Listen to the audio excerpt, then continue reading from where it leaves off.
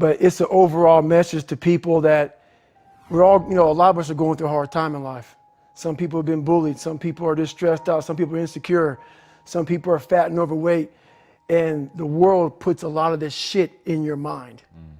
It's not just you. Yeah, you help it. And my whole thing is about, I had to develop a mindset that was indestructible. I had to armor plate my mind. And it's about what you're saying to yourself, but it also comes with work. So whenever I was getting beat down, physically, mentally, spiritually, whatever I was going through, just saying, I would put, you can't hurt me. Can't hurt me just became a message, I would say to myself. And that's just kind of where it comes from. What I find so interesting is your concept of the governor, that basically, I have the chills, that an expert is somebody who's going to tell you what your limits are, rather than the person that's out there practicing getting you beyond the limit. So what is the governor and how do we strip it out of our lives? I believe that most human beings are only living at about 40% of their capability. So the mind has a governor, like a car.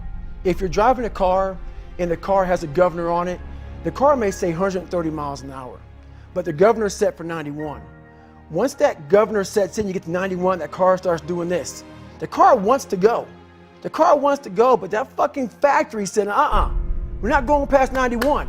We have a factory, a nice governor in our brain, and it's a survival mechanism. It protects us from pain and suffering.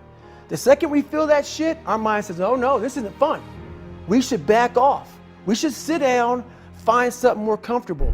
And there's something about the mind. The mind has the tactical advantage over you at all times. At all times of your life, the mind has a tactical advantage over you. Why is that?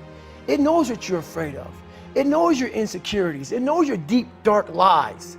And it starts to push you away from that shit. It pushes you in a direction that is comfortable. The mind controls everything.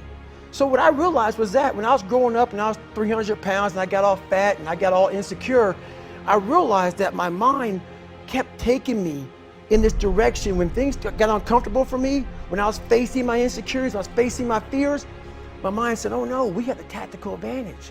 We need to get you, separate you from this feeling over here. Life's all about feelings. We want the happy feeling.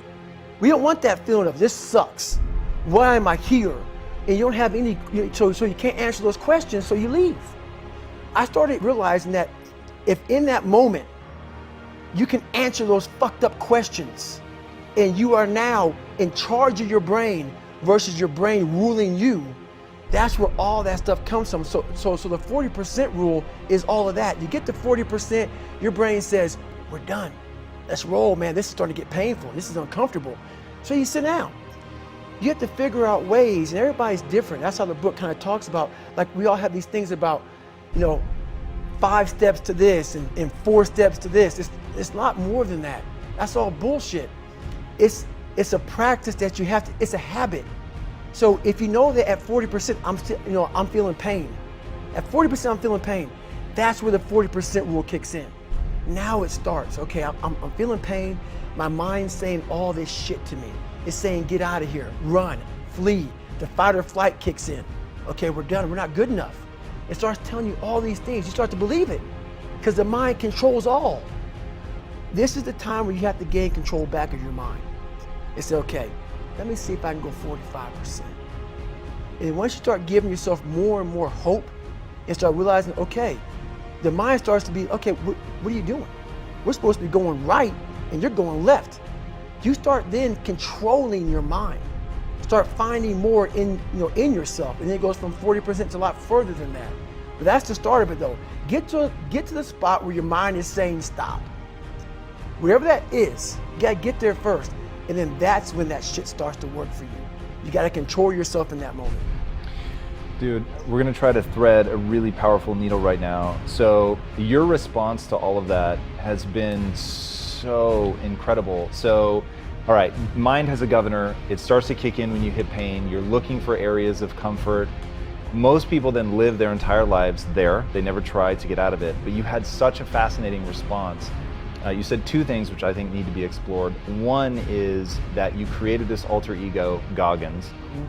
which I think is insanely powerful, and it reminds me of Eminem talked about the same thing with creating Slim Shady, was it was the way, once he had the persona, he could face his fears and he could get up. And then the other thing was, you said you need to shut the fuck up and listen. But talking about just to yourself, like not to try to get a distraction, not social media, not TV, nothing. Like go in a room by yourself and really listen.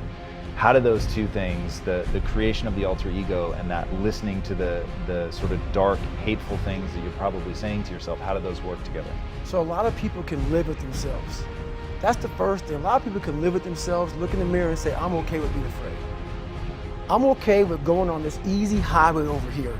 The easy highway has all these fucking signs and shit, directions, how to get somewhere. And you have to first be uncomfortable with how you feel about yourself. With that voice that a lot of us like to run away from, we all have it. We all have that voice that's saying, hey man, you know, you're kind of wimping out right now. You're kind of being a little punk right now. But a lot of us say, okay, that's okay. It's okay to tell these little white lies to ourselves. So we first have to face the real you. The real me is David Goggins. The real me is a guy looking at you right now saying, I don't want to fucking be on this show right now because I used to stutter as a kid. And I'm afraid of that. I'm afraid that here in a second, I'm gonna start fucking stammering and stuttering and the whole world's gonna know that I have all these issues. But that's when I see right now, okay, Goggins, you gotta go on this fucking show. That's Goggins. Goggins is saying, okay, David Goggins, you're a punk. Life made you this way. We can't live like this. We can't live in fear. We can't live in judgment. We can't be afraid of what the fuck people right now are looking at me saying about me. We cannot be afraid of that. That's Goggins. Goggins saying, fuck all of you who don't like me, who don't want to, and that person then comes in. But you have to be David Goggins and say, man, I'm afraid of this. I'm fucked up here. Life made me this way here. I stutter. I have these issues with reading and writing, and I'm fat and I'm insecure. You have to face that in that dark room. In that dark room is who you are. But in that dark room is where you have to create another human being that walks out of that dark room to face who you are. That's the only way you're gonna get over all those things. You have to create someone else. Not like you have two different personalities, it is you. But you have to find strength in that visualization of almost me cracking out Goggins, like almost like that Superman cape, like I'm coming out a different person, a person that doesn't give a fuck about anything, who doesn't care about being judged, who knows I'm weak, who knows I'm afraid, who says, whatever you think about me, take it, whatever, I'm here. That's Goggins. In the dark room, you face yourself, you realize you want to be better, you realize you don't want to be this weak, insecure person in the world who has all these problems that we all have. We all have. Social media is a great platform to tell you who we want to be, not who we are. So that's where that dark room is.